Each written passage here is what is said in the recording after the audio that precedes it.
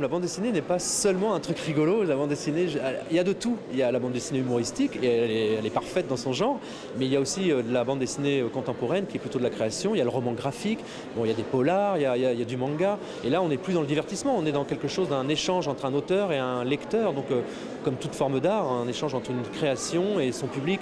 Donc voilà, c'est pas forcément la bande dessinée justement voilà, la bande dessinée n'est pas que rigolote ou de divertissement, et le musée du Louvre n'est pas forcément poussiéreux et ennuyeux.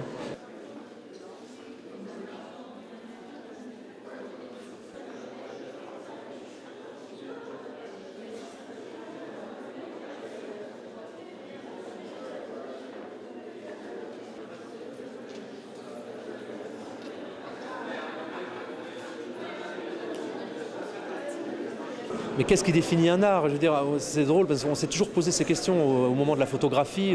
Est-ce que la photographie est un art? Le cinéma a mis un temps incroyable à s'imposer comme un art, alors que maintenant on ne peut même plus lui contester le fait d'en être un.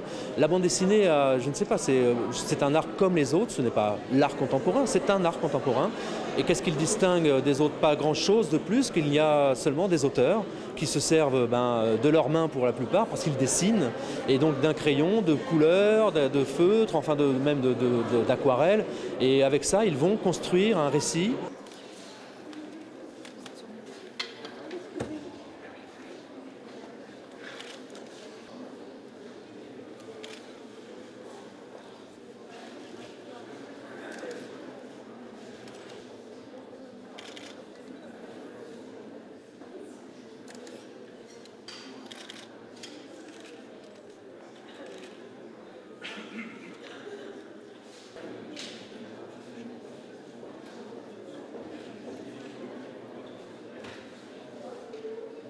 N'importe qui tâte de l'art plastique, qui expose au Louvre, c'est quelque part une consécration.